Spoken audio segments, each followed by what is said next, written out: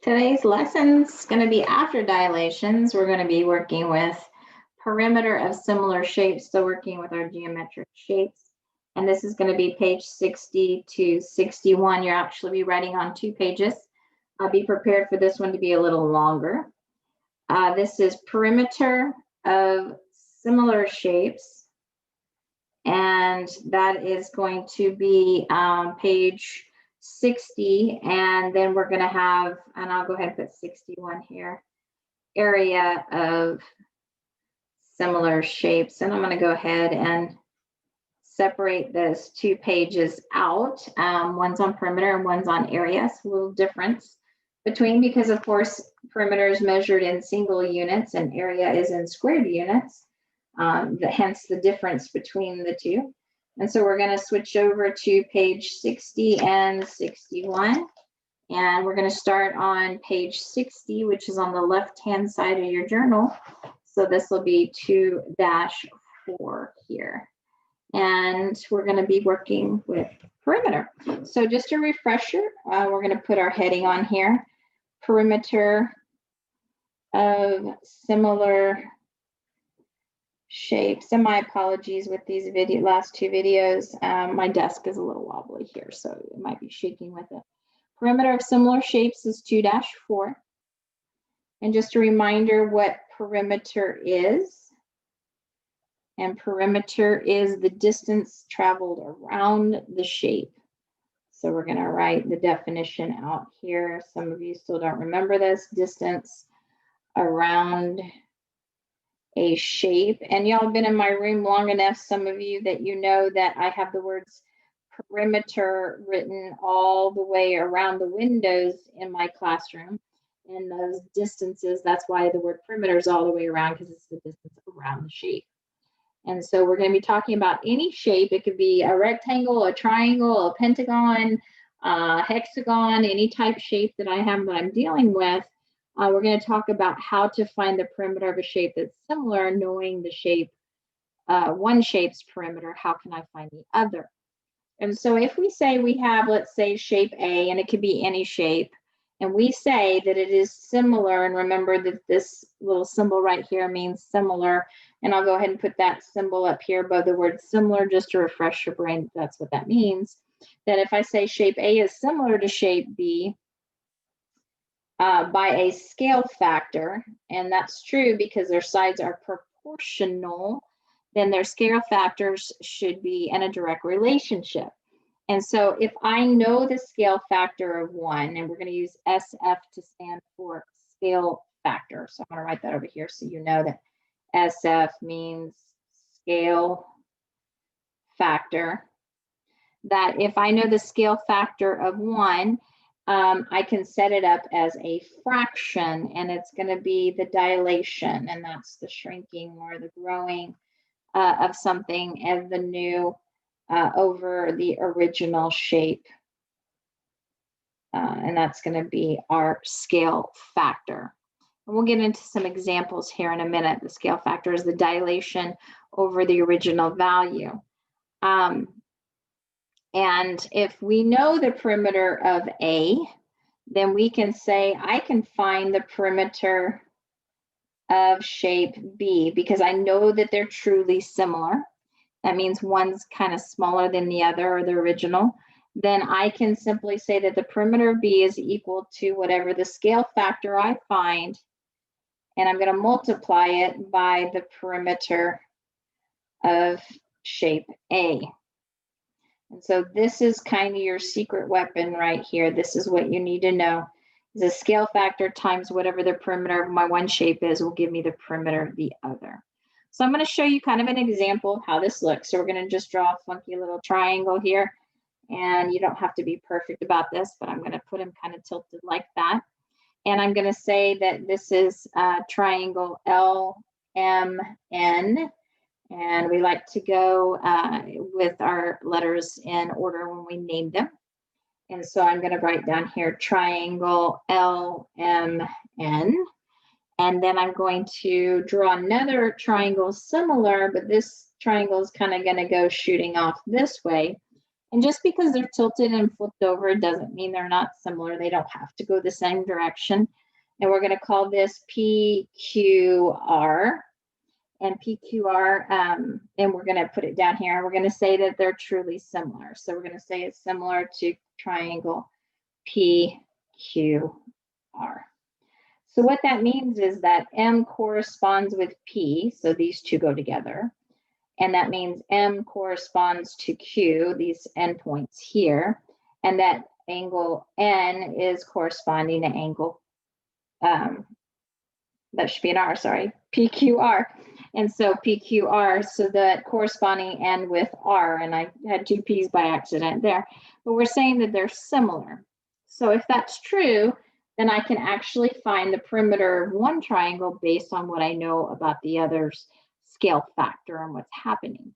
So if I tell you that the length here on LM is 24, and I tell you that PQ here is 18, then I can very easily find the growth or scale factor. And we can know that this is a smaller triangle being blown up to a 24 length here, or vice versa, shrunk down, either way. But I have to have my scale factor. And so if I tell you too that triangle LMN, I'll put this down here, has a perimeter that is equal to 64 units, and that could be centimeters, meters, whatever, just put units, then that means that that's the distance traveled all the way around that object. Well, I don't know the length of the other two sides. I do know that they're similar. So based on that information and just knowing the perimeter of one shape, I can very easily find the scale factor and find the perimeter of the other shape. So I'm going to say here, I'm going to know that the scale factor is equal to the dilation of the new one over the original mount. So I dilated, and we'll just say we went from this object to this object here, it dilated there. So 18 is my dilation of my new over my original shape was 24. So the scale factor here is 18 over 24.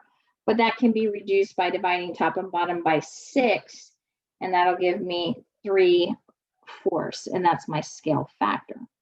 So my SF, scale factor, is going to get plugged in and multiplied by the perimeter of whatever the first object was, and I knew that the perimeter is 64 units.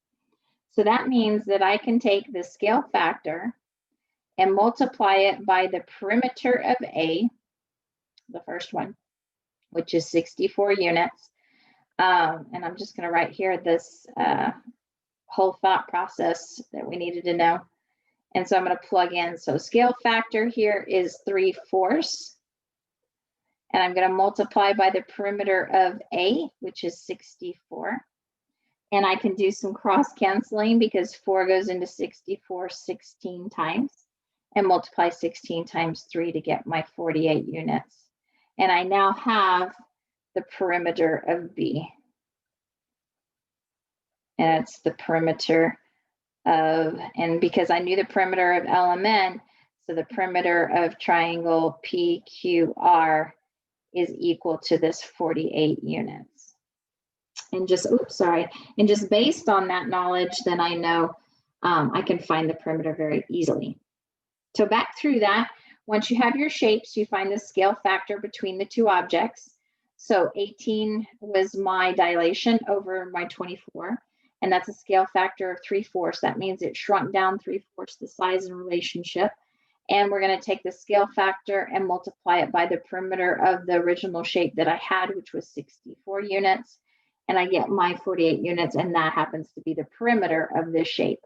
I don't know what the other missing side lengths are, and it doesn't matter in this problem. I was just dealing with finding the perimeter, which is kind of cool. And we're going to move over to the next page and talk about area. So over to page 61 right here, we're going to put at the very, very top here on 2-4, we're going to put area of similar shapes. Okay, and again, we're talking similar, and that's the similar symbol for it. So now working with area, perimeter was the distance around, area is the amount of space covering an object. Amount of space covering an object. And whatever that object is, I'm covering it, like with a sheet or a car cover or something to that extent. So we're saying that A is going to be similar to B, the two shapes, whatever A is similar to B. And it's by a scale factor, like we learned in perimeter, only there's a little difference because perimeter is single units and area is measured in square units. So when I cover it, I'm actually covering it in squared units, and I'll write square units here. So that probably gives you a hint that instead of just multiplying by the scale factor with the perimeter, that I need to deal with squaring.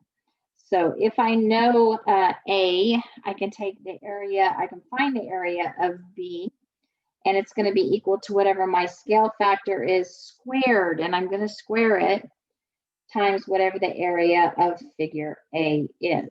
And so we're going to try an example of that. So we're going to say, let's say, this is an example, you have two quilting squares. And if you're making a quilt, we make them out of squares usually, or sometimes rectangles, but we're going to do squares, perfect squares. And the two quilting squares we have a scale factor between the two of 3 to 2. So it's been dilated, 3 to 2. So we're going to do two problems here. We're going to talk about what is the perimeter, which we just did. What is the perimeter? And what is the area? And we're going to talk about the two so that you know what we're talking about and the difference between the two. So let's say, okay, we've got this little quilting square and it measures 6 inches across the top. And then we've got this bigger guy and he's sitting right there. Okay. And basically, I know that the scale factor is 3 to 2. And so I know that that is the relationship there. So based on that information, can I find the perimeter and can I find the area?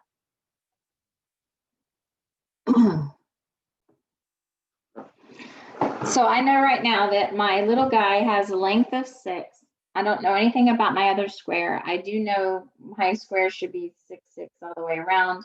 That's why I didn't write in the other lengths. And I'm trying to look at this square here. But what I'm given is that the perimeter of this little square is 24 units.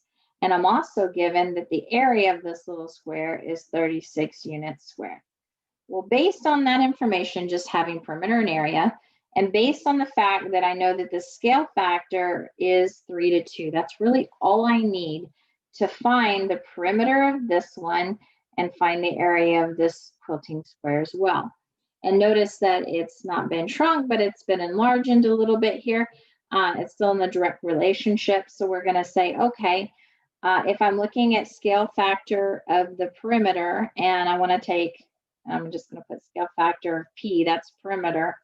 I'm going to take my scale factor 3 to 2, and I'm going to multiply, and this is back to the lesson on the left-hand side. I take the scale factor and multiply by the perimeter of my shape. So it's going to be 3/2 times my perimeter of my shape is 24 units. So it's 3/2 of my 24. I'm going to go ahead and put this over 1. You don't have to, but you can. Cross cancel when you can, and then multiply my numerators to get 36. And so that's 36 units. So I have found out that the perimeter of this larger shape is 36 units with only knowing the perimeter of the smaller shape and the scale factor. That's pretty cool. The scale factor of the area is going to be a little different. And that's because scale factor of area, when we're dealing with area, we're dealing with squared units. Therefore, the scale factor, whatever it is, has to be squared. So we got the scale factor squared, and then we're going to actually be multiplying it by the area of figure A. And we're calling this, of course, figure A, and this is figure B, if you want to think about it that way. And so I'm going to multiply my scale factor of 3/2, but I first need to square it. And then I'm going to multiply by the area of A, which is right here given as 36 units. So a little bit of math to do here. I've got 3/2 squared. So 3 squared is 9, and 2 squared on the bottom would be 4. So it's 9/4 of 36. And you could also put this in the calculator using your parentheses for sure and making sure you raise it to the second power. But this is pretty easy math to do by hand. 4 goes into 36 9 times. Therefore, 9 times 9 is 81. And this is my units squared. Okay, and so I now have found my area and perimeter of my shape. And this is what you'll be practicing. So just a reminder, let's go back through it and just make sure you've got it. You're going to take scale factor times the perimeter of your similar shape to get this perimeter of the other shape. And on area, you're going to do, and let's box this, scale factor squared times the area of the one shape to get the area of the similar shape.